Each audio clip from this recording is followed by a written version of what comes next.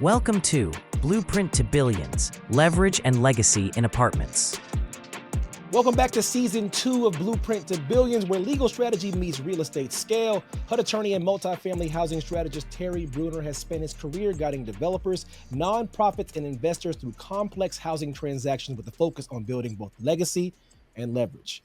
I'm Evan Mack, and today we're going to talk about what happens when the storm rolls in, from political headwinds to financial shifts. Terry will explain how to stay steady, when to pivot, and why resilience can be the ultimate competitive advantage. This is When the Headwinds Shift. Terry, sir, welcome back. Hey, Evan, good to be back. Awesome. We've built both with the wealth and relationships. Now let's get real. What happens when the winds change, sir? Hey, we're a family show. We don't talk politics on this podcast. That's when things get real. I'm telling you, man. A lot of people have lost a lot of friends these about 8 years ago. Oh man, it's different day, different time. Yes, sir. No, so I think you had a question. What was your question? Yeah. Listen, we talked about the relationships. We talked about how the people build wealth, but what happens when those winds change and things get a little bit different? Yeah, there are. If you've done anything long enough in life, you will see that change is inevitable. I remember there used to be a saying from older folks when I was growing up, and they would say there are only two things that are certain in life: death and taxes. Well, yep. I think they left out change, because the only thing that's certain is that change is going to be a constant part of life's journey, and that includes real estate and HUD work too. I've done this long enough where I've seen all kinds of iterations of HUD structure and how HUD structures itself. I think back 10, 11 years ago or so, HUD went through this thing they call transformation, where they were getting rid of a lot of offices and consolidating, and then there were people who were ticked off about that. Some people left, some people hung around to retirement. And then they got rid of some offices, and obviously they were consolidated in some of the regional offices. And now, where we are now, there's kind of a new wind of change where certain positions are being eliminated, and just all sorts of things are different just in the broader economy. I the only thing I can say to that is, don't ever get too high, don't ever get too low. Kind of stay, just stay above the fray, and just kind of stay in the mainframe, and it'll all level out. There may come a time when that doesn't hold true, but in my my years of doing this, which is not insignificant, I've seen it tend to level out. There are ebbs and flows, and that's that's the same for any of the deals. So I'll just give you an example. So during COVID, for example, we were doing a lot of refinance work. Interest rates were historically low. We were doing a lot of deals where people were like cashing out, taking money out because they could get a lower interest rate. And then 2 or 3 years after that, interest rates went up, and then that line of business, it didn't dry up, but it was significantly diminished. One of the reasons why we've always done loan assumptions is because the work is not only steady, but it doesn't do this. It just tends to even out. And I think if you can find, your lane in real estate and in HUD work where there's a steady state, it matters. Terry, what are the biggest external forces that threaten deals? Is it political? Is it financial? Because no matter what side of the political spectrum people fall on, I do believe, depending on who's in office, things can change for you one way or another. Yeah, it does. I mean, we've seen changes from various administrations to the next, and not just in recent vintage. I mean, historically over time, we've seen those changes. Different administrations come in, there are different policy focuses. Yeah. Maybe it's foci. I don't know, but there are different agendas that every administration will have. But for the most part, the way in which the business of HUD is conducted has pretty much been the same over 30 plus years. Wow. And what I mean by that is, when you process a transaction, it's the same general way that transaction is going to be processed. The way in which loans are made, it's the same general process as was true 30 years ago. And I think you have to focus on what is steady You have to focus on what's consistent. And then and I'm constantly telling, our staff, we can only control what we can control. There's no sense in us worrying about what the interest rate is going to be a year from now, no more than we're worried about, if it's going to be sunny or snowy on Christmas Day. I don't know. so I can't control that. We can't control that. But I think to the broader point, yes, historically, we have seen changes from administration to administration, create some pressures or some opportunities that we, wouldn't see elsewhere. But I think the interesting time frame around, where things stand is that it's both financial and political at this point. Mm, The mm, political is so tied to what we see in the market right now, and the market is so tied to what you see, politically and economically. And so it's to the broader point of those headwinds. There are always going to be headwinds. Today it's interest rates. Tomorrow it could be, rising insurance rates. Next right. year it could be, next year it could be, I don't know, maybe the counties are charging more taxes or something. There's always going to be some new thing that you have to account for, some new variable. But, it's kind of like an algebra problem back in eighth or ninth grade. You just solve for it however you can. Absolutely. Can you share a story about those headwinds and how they killed a deal? How did you push through? Well, so we have seen in certain parts of the country a rise, for example, in insurance rates. So if you're building a property or acquiring a property in an area that's near the coast or that's in a tornado, kind of a tornado alley, kind of jurisdiction, we're finding a lot of instances where insurance rates are just exorbitantly more expensive than they were 20 years ago.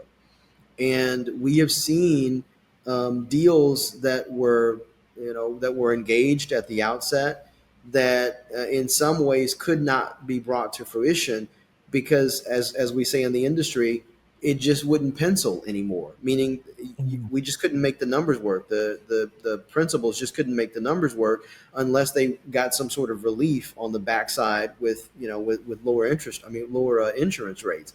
We've actually seen those things happen. I'll tell you in other instances where some of our existing clients that we do some compliance work for, there are counties where the local taxes have increased so dramatically that it's forcing the ownership to make different decisions about how they monetize that property or their properties, and in fact how they manage them, mm, because the carrying costs are so much more expensive than they were 10 or 20 years ago. Imagine if this were your house, for example, and you budgeted for county taxes or local jurisdictional taxes to be $1,000, and then 5 years later they're five times that.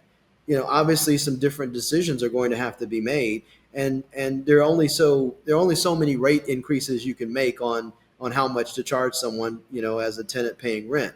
So yeah, I've seen plenty of those headwinds, come up over the last, how many ever years. And frankly, we saw a lot of them during the COVID years where people, were struggling financially in some respects, couldn't pay their rent.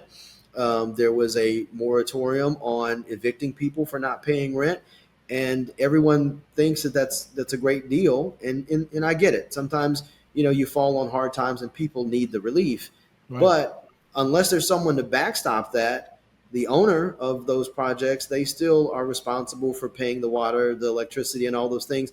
And if they're not getting rent paid on those, then obviously there's a cascade of events that begin to happen. So yeah, these headwinds that we speak of, they're very real. Mm. Well, what's the difference between smart pivoting and maybe a panic reaction?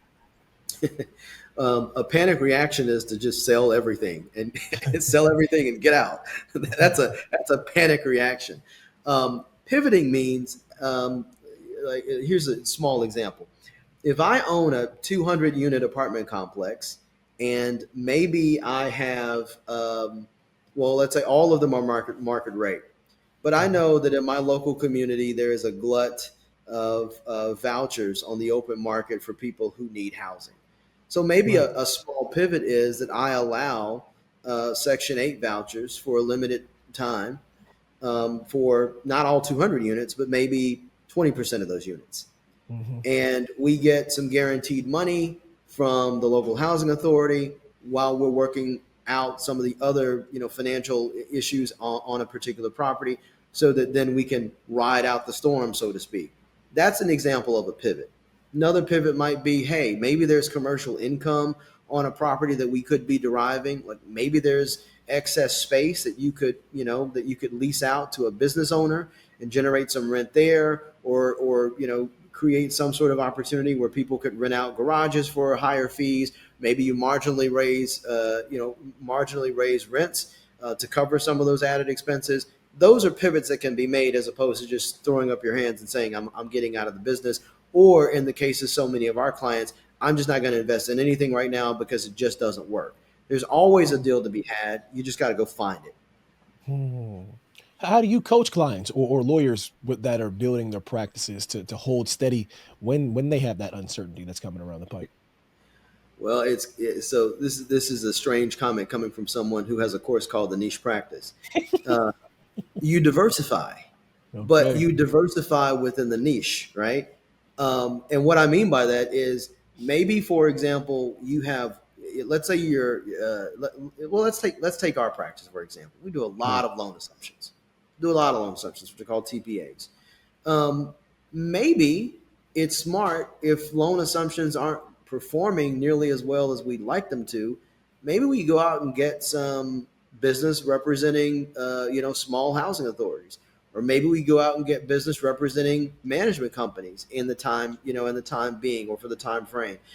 Am I saying that that's ever going to supplant all of the loan assumptions that we do into perpetuity? No, but it's a way of riding the wave out in such a way that you're keeping more of a steady state than you would if you were just solely focused on the one thing within the niche. So the niche actually has a lot of rewards, and part of them is that you can develop pretty quickly micro niches or sub niches out of the main niche that you're able to kind of continue going forward with. And I would say that the same thing to any developer as well. Like, maybe you can't go and do your normal 300 unit deal, but there might be any number of 50 unit complexes out there that can either be built or acquired at a time when people are looking to sell. So it's about not abandoning the overall objective or the overall goal. It's just about finding ways within that to again steady the ship, so to speak, but to also continue to build while you're riding out whatever situations you're facing in terms of the internal headwinds or the external headwinds. So why is long-term thinking so hard for most people when these storms hit? Come on, Evan. we are not built to be long-term thinkers. We are That's built. true. But patience is a virtue. Patience is definitely a virtue. We are built in the moment simply to just live in a reactive mode. I mean, think about your average sports team.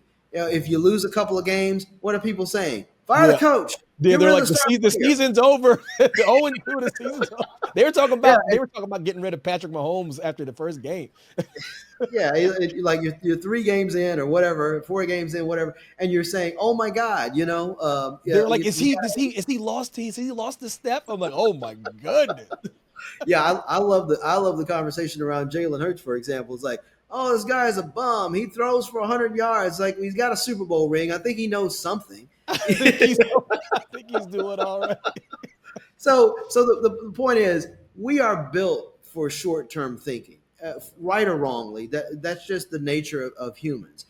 And I'm a big fan of surround yourself with people who've seen a few more storms than you have. I like, and this is, I think this is where wisdom sort of takes over. If you are in the space and you are working on deals, go find yourself someone. If you've done 5 deals, go find someone who's done 15 or 20. Learn from them, because I guarantee you what they're going to tell you is, "Yep, seen that, been there, had that experience too." And you can glean from them certain lessons and certain pieces of understanding that hopefully will give you a little bit of insight to maybe not doing it as analogously to how they did it, but doing it in a way that you can learn something, so you can figure out, how am I going to get through it. I just think that if you do the right calculations from a long-term perspective, and then you can backwards plan from whatever the long-term the end game is, you can make better choices and you can make much sounder decisions if you have that, if you have that timeline in a way that you probably aren't looking at when something initially happens. So if, for example, if you get news, I'll just take it in my world. If you get news that you're going to lose one of your biggest clients, the time to just say, or the time to react in a, throw up my hands and cry kind of moment, that's not to happen then. You probably should be thinking about, okay, what else do we have in the till so that we can, measure this out, so that we can, withstand this. And maybe you also want to go have a conversation with the client and say like, hey, is there anything we can do? What did we mess up on? How do we, how can we do this better? And I think the same thing applies for a real estate investor. The same thing applies for someone who's doing HUD work. Is like, if something doesn't go right the first time, you don't just say we're done. You figure out how to do the next one a little bit better. Maybe it takes you a little bit longer, but you commit yourself to it and you figure it out. So what are some insider lessons you've learned about riding out these cycles in real estate? I think number one is that real estate is really no different than the broader market, the broader Mm, economy. We're fortunate, those of us who live in America, to be in a place where these ebbs and flows usually balance out. And so, if you are a student of history, yes, you know that there have been crashes, there have been calamities, but for the most part, we recover. mm, The question is, how long does it take to recover? And when you're in the midst of that moment, waiting on the recovery, it can seem like 6 months is like an eternity. 2 years is like forever. Um, so that's the first lesson I would say is like, be a student of history and understand that usually it all balances out. I think the second thing is you've got to educate yourself. Like being educated about what the predicate problems are that's leading to this current situation, whatever the current situation is.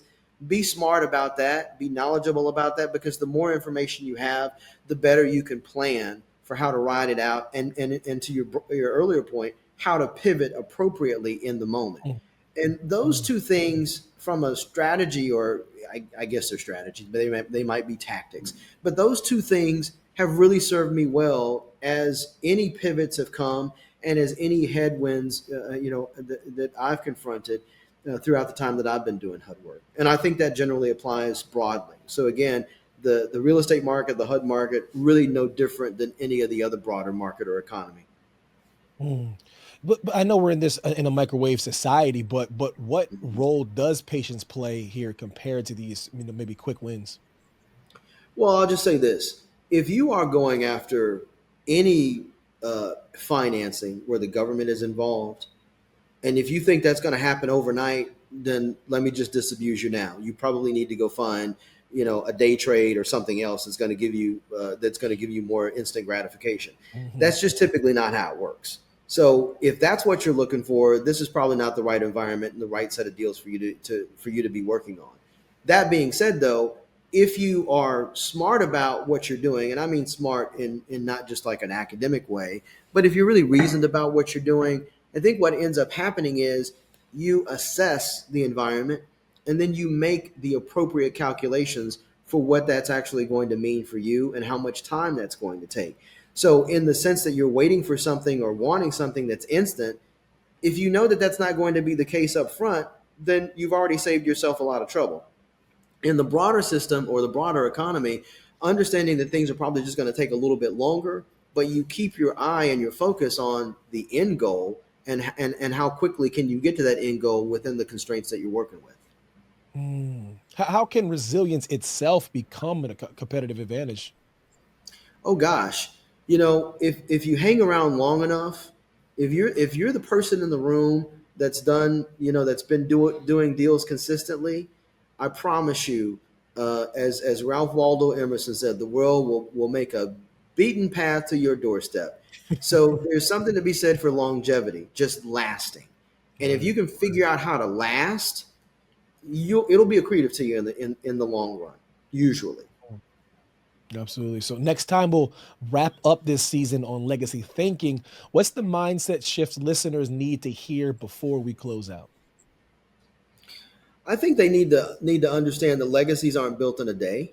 Mm, Sometimes they're not even built in a decade. Legacies are typically built over multiple decades, sometimes even longer. But you have to figure out, you meaning us broadly, there needs to be some sense of what's your place, what's your part of the legacy building cycle. And again, everyone's got a job to do. What's your job? Doing it as best and as well as you can. That's the key. mm. Good stuff. Thank you, sir. Thanks. Thank you all for tuning in to Blueprint to Billions. If you're navigating HUD-backed development and want to elevate your credibility from day one, connect with Terry Bruner at terrybrunerlaw.com. And if you're an attorney looking to build a legal practice on your own terms, outside the big firm pressure, and into a niche that actually reflects your values, check out Terry's course at thenichepractice.com. Be sure to subscribe, leave a review, and share this episode with anyone that might find it helpful. Thank you so much. We'll see you next time. Thanks for watching. Be sure to hit that like and subscribe button and leave us a review in the comments.